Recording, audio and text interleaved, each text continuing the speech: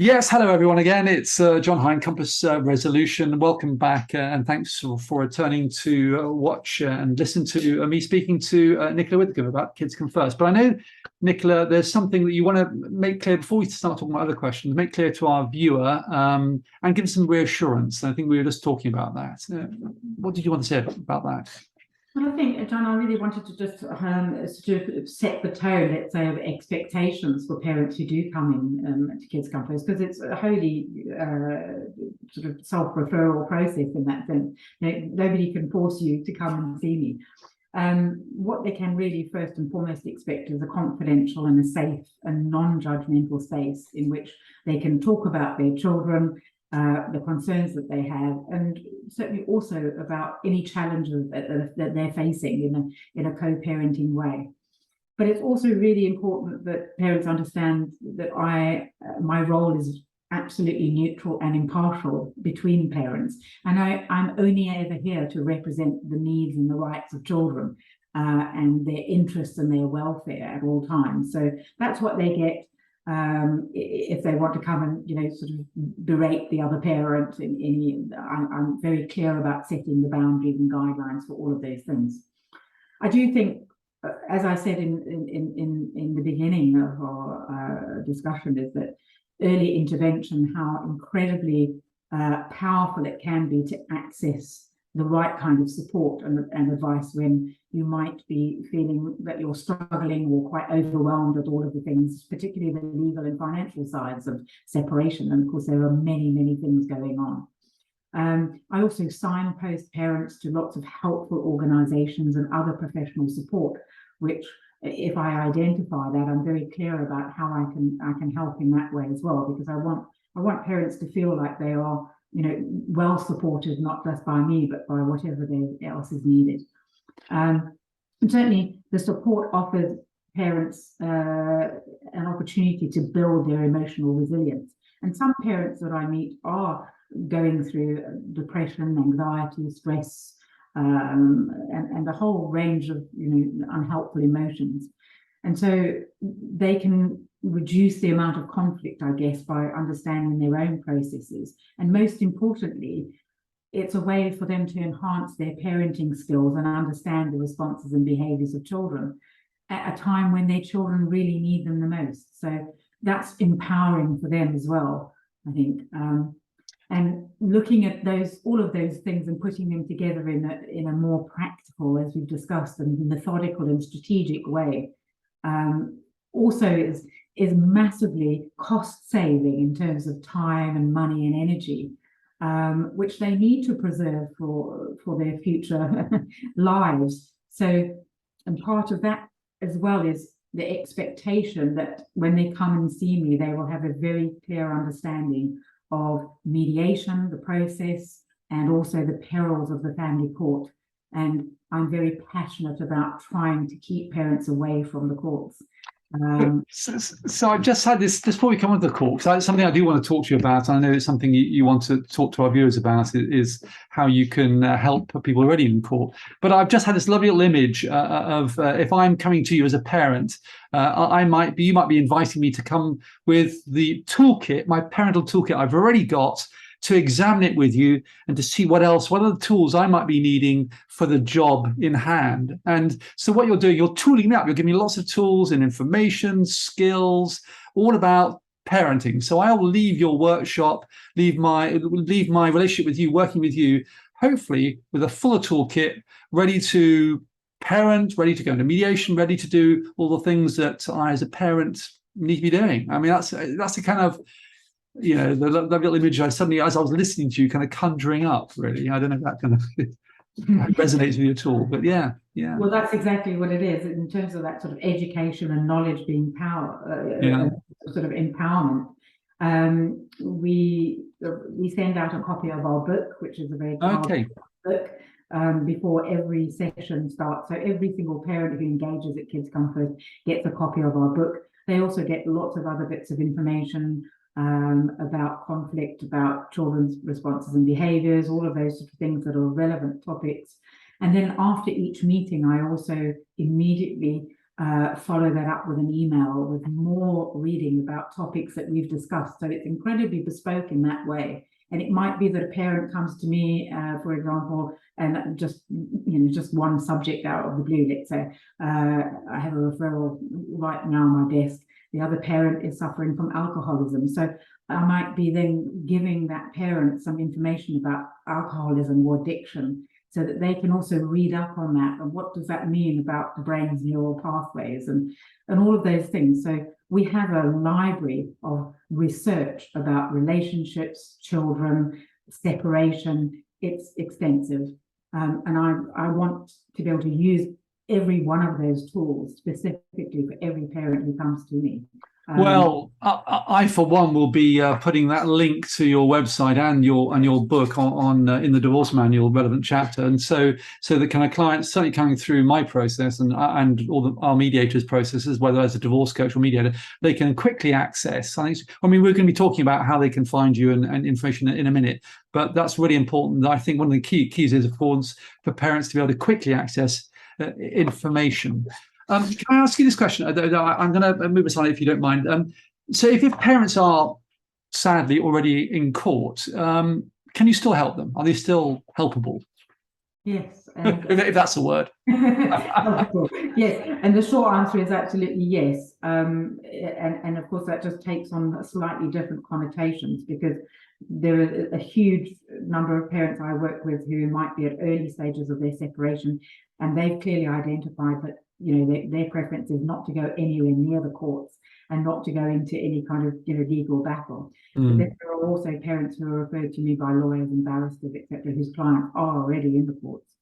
And as I said earlier on, my ambition, if you like, is to always try and divert as many parents away from the family courts at the earliest possible opportunity, or prevent them from becoming entrenched there. And I guess that's also part of the work that I do, is getting parents who are already in the courts and trying to help them extract themselves from that process.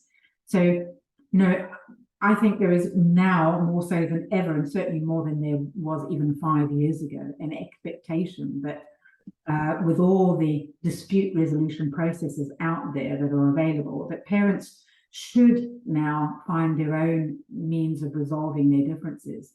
And increasingly now we hear that family court judges, for example, are wanting to think of ways they can impose penalties for wasting court resources and court time on more trivial issues, because there are parents, sadly, who've been using the courts as a kind of revolving door, and they will go to court and issue an application for the most mundane, not insurmountable issue that they could be discussing in some other forum. So I think the family courts, of course, do have their process and they do have their purpose, but it still saddens me, John, in many ways, to know that there are still too many spontaneous referrals made to a legal process that leads parents down an adversarial path.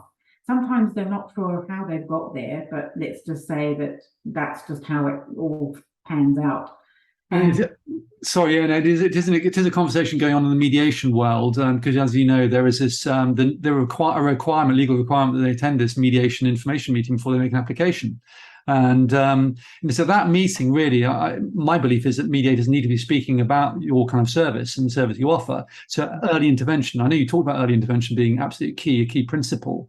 And I think if we can help parents make the right decisions, when I say right decisions early on, and signpost them early on through the MIAM, the Mediation Information Service, because that seems to be an obvious kind of portal or gateway, because parents having to attend that, all the better, I think. And the more we can divert away from the court process, because it doesn't focus on conversation, communication, on it's not a needs-based. It doesn't facilitate a needs-based conversation or relationship. So I think, I'm absolutely with you all the way there. I think it's really important that.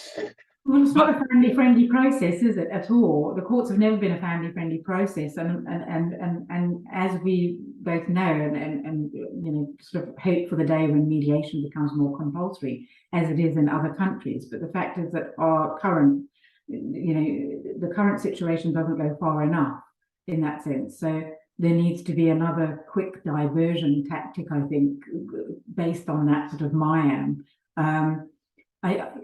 Court proceedings certainly aren't for the faint-hearted, and I think the high levels of stress and anxiety that parents experience within that system only really increases conflict and parental mistrust, and that's what has the most long-term damaging effects on everyone, and of course primarily on children. Of course parents are suffering through it as well, but primarily children knowing their parents are at war through the courts and having to have potentially harmful interventions through CAFCAS or social workers. That just adds another dimension to the unhelpful process that is the family courts. It can be a very sobering experience. I mean, I do see quite a few parents nowadays who've been in court, and actually that's a real motivator for them to mediate because they've experienced the alternative. And I think that in some ways you could argue that an experience of the family courts is quite helpful in banging parents' heads together in some way, and almost forcing them to look at an alternative. And of course, the family courts do point to mediation, and they have been doing for quite a few years. But I think the important point to note for most parents is that there's a failure sometimes to understand that going into court is a bit of a lottery, and that they won't necessarily get the outcome that they want or hope for, and that courts don't resolve the issues.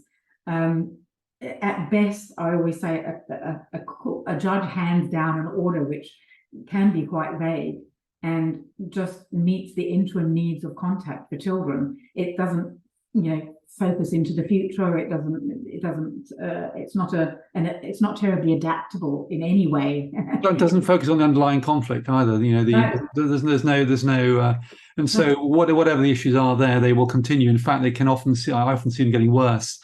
If they get a result from the court that is not fit for purpose, doesn't actually not what either parent wanted, and very quickly I've seen many cases as a former lawyer, as a coach, and as a mediator where they've had a court-based outcome, and within a month or two they've changed it themselves, and it's been a lot of money and yes, a bit of a wasted resources and time and energy and stress and everything else. I like to notify parents that actually when you are in the courts, it's almost sort of like coming full circle, really.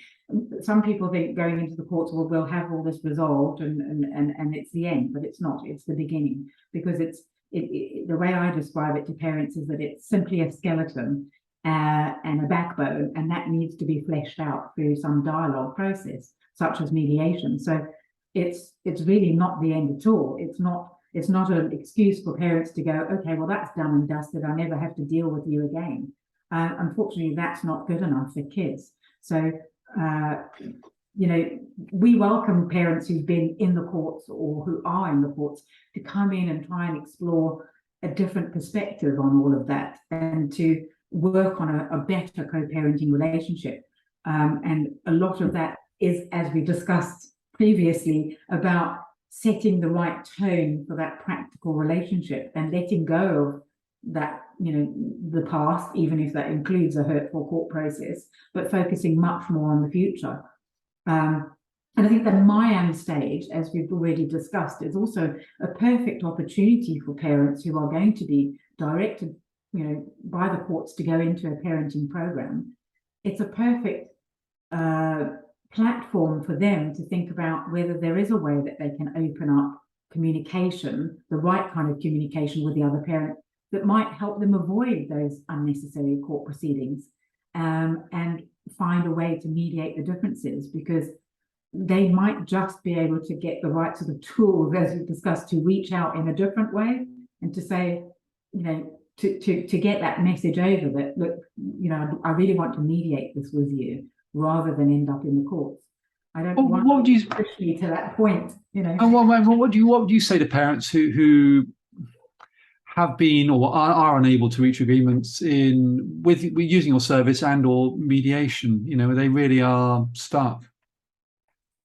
Parents who are stuck. Yeah, I mean, your advice to parents who are unable to reach agreements in mediation or with you. I mean, Oh, I see. Okay. Yes. Well, that was one of the reasons, John, why earlier this year I founded the co-parenting clinic. And I founded that with a chamber of direct access barristers called Children in the Middle. And the reason why I chose them specifically was because we've been sort of talking and they've been referring quite a few clients to see me at Kids Come First. And the purpose of that was this ethical sort of alliance that puts children at the heart of decision making. So I was very careful about needing to make sure that that was the right kind of alliance to make. And the co-parenting clinic is an innovative service which offers parents an alternative to the family courts. And that sort of traditional, sometimes aggressive legal process that exists still. So what happens when we refer parents to this service is that they get to be able to negotiate their child arrangements where any child matters by instructing their independent respective barrister at the co-parenting clinic. And also the costs are much less expensive than you would see at some other chambers when you're instructing a barrister. And most importantly, parents can get a view on what the courts would deliver without actually setting foot in a family court. And for me, that's the essence of it. Is so they each get a barrister in the clinic to advocate for them, to help them articulate, express them, and the outcome is decided by whom? By a separate barrister, or do you have two barrister representing them? So who decides? Who ultimately decides? Makes a decision.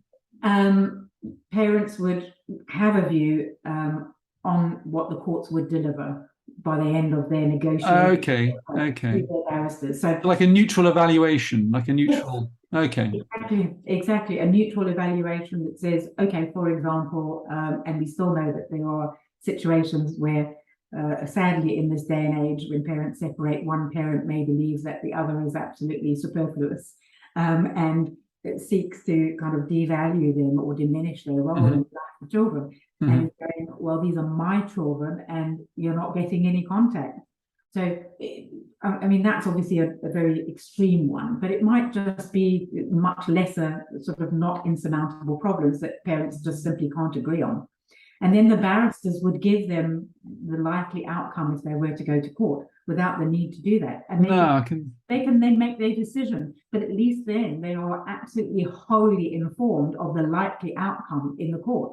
Yeah. You could argue that why on earth would you want to then perpetuate that and having had that information? No, I can definitely see that. I definitely see the strength in that kind of dispute resolution process as part of maybe a LinkedIn or integrated other service. So I can actually kind of begin to form, from my own point of view, as a service for my clients, this an idea of early intervention, early information, early education. Kids Come First, where parents are in conflict or there's issues of conflict, maybe they come to mediation with me, and if they really aren't able to resolve one or two or everything, they go into a neutral evaluation kind of process where they get the barristers to advocate for them and a neutral evaluation at the end. So like, again, kind of this idea of parents coming into a process where it is contained, managed, where they get to feel that they're heard and understood and get to express them and put their case forward, their views forward, and actually keep and stay away from the court process, the costs and so on, keeping it as, I guess, as well, keeping the tendency to polarize things as contained as possible. No, I can see all that how useful that might be for many. The co-parenting clinic works on a solo basis as well as a joint, but like most, pretty much similar to Kids Come First in that sense. I would hope that I always meet both parents, but there are cases where I don't meet the other parent. Those are usually cases that have been referred to me where there is a court proceeding, and sometimes within those court proceedings, the other parent will be. The value there is that the other parent will be encouraged also to seek my help, so that beyond the court process, they can think about doing things in a different way. So all of those things are entwined, but the co-parenting clinic is, I guess, the worst case scenario of another level of how far can we go to avoid the family court. Sure. So the space where my kind of service might fit in is where because you mentioned where two parents are not amicable, where there's a lot of devaluing, a lot of conflict. You might not, they might be outsourced, because certainly I deal with, I help. In fact, I've done 3 this week where there's high conflict parents, and where I'm helping them to work through the conflict communication challenges they've got, so that they can begin to make good decisions together about their children and construct plans and so on that work for everyone. So it's that kind of space, I think, that the separate mediation organisation might fit in. I don't know. To the service you're offering as well, and if I really can't help these, what I call high conflict but challenging communications, then I would then talk to them perhaps about going into a kind of neutral evaluative process, because it's faster, it's certainly cheaper, and it's still about them both feeling that their views are being heard and listened to and understood. Yeah. Well, it's certainly much more cost effective, but it's also getting the highest point of legal advice. Yeah. If somebody's going to tell you exactly what a family judge is going to tell you, then I think you're probably going to pay attention, or you'll most and you take it out the neutral, assertive arena into an adversarial. It's a very different process, where actually I always say to my parents, the clients, the less you're able to resolve things yourselves, the more people get involved in your lives. Judges, barristers, lawyers, everyone. The more you can keep it. What I say to parents as well. The more you keep it contained. Yeah. The more people you have getting involved in this, in your situation, whatever that is, and we do see situations where separation leads to spontaneous referrals to all sorts of and things get very chaotic. It might be police intervention, social services, it might be a whole range of people. And of course, that leads to upping the ante on everyone's stress level. And certainly there's a lack of cohesive parenting that tends to arise from all of those. Yes, indeed. So there is good reason to have a methodical approach, rather than just letting everything go from 0 to 150 in the space of in the blink of an eye. And let's face it, most people want a pathway. They welcome a pathway, a clear structure, a clear and so on. Nicola, I'm just a little bit conscious of the time. That's all. I'm going to ask you in a minute how people can get in touch with you and find out your service and get in contact. Just before I do that, ask that question though. Is there anything you would like the viewers of this video, of this meeting, to take away with them? Anything else you want to say about what we've talked about before you give them a signpost where to go? I think it's just sort of a recap on all of those principles that we stand by, that we've been advocating for years. Before let's say the family justice sort of arena was tuned into many of these messages, this is what we were advocating for from the beginning, and it's great to see how things have evolved in many ways. But I also I'm totally mindful of the fact that there are still way too many applications, 45,000 court applications, private child law applications a year. It's astronomical, and adding to this huge backlog. And time and time again, parents will say the process is too long, the process is too expensive, paying for hearings that they don't even fulfill. There are multitudes of reasons why parents, as I said, well, there's an expectation for them. There are no excuses now. And certainly, I always say I only work with the good parents. The fact is that the vast majority of parents want the best possible things for their children. But unfortunately, separation is a process that where there's a lot of fogged thinking, and there isn't necessarily a clarity about that pathway. And that's our job, isn't it, John, to give them those tools and that pathway that they can go down in a well-supported way, so that absolutely guide. Yeah, Yeah. guides, support, pathways, signposting. It's a work in progress, isn't it? And the more of us, the more of you and me and others out there are encouraging our parent clients to use these services, and particularly your service, because that's what we're talking about today. In my view, the better. So where do they find you? How can they find you? How can my clients find you? Absolutely, yes. It's always collaborative, isn't it? Everything to do with Yes, indeed. children is a collaborative and the most important work that we do. Absolutely. The easiest way, John, for parents to get in touch is to just send an email to kidscomefirstuk@mail.com. kidscomefirstuk@mail.com. Mail.com. And I just then send out all the details about how they approach booking in a session with a booking form, etc., etc. They can also visit the website, which is kidscomefirstuk.co.uk, for more information, and they can even find booking forms on there. But they can also contact me for an initial chat if they want to find out more. But I'm pretty sure that all the information we send out pretty much covers everything, and they can always email in further questions. So that's the easiest way to get hold of us, and booking in a session which is on Zoom, so it doesn't matter where you live. I work with parents all over the UK and sometimes abroad. Fantastic. For a 2-hour session, which I think is long enough to discuss pretty much a good section of what they are looking to find out, and then getting more information as a follow-up as well. That's fascinating. Yeah, because 2 hours does mirror the same, actually, off the 2 hour session. So it's kidscomefirst@mail.co.uk is one of the emails. And by the way, I mean, everyone out there, I'm going to be putting these emails onto this video and onto the website and so on. So you'll be able to you'll be able to find Nicola and the Kids Come First service through that portal, as well as many other areas where Nicola has her email and details. The countrywide. So Nicola, look, I want to thank you really for giving up your time today. Time is our most valuable asset, after all. But thank you for that time and your knowledge, and just for doing everything you're doing. Really, the service you're offering.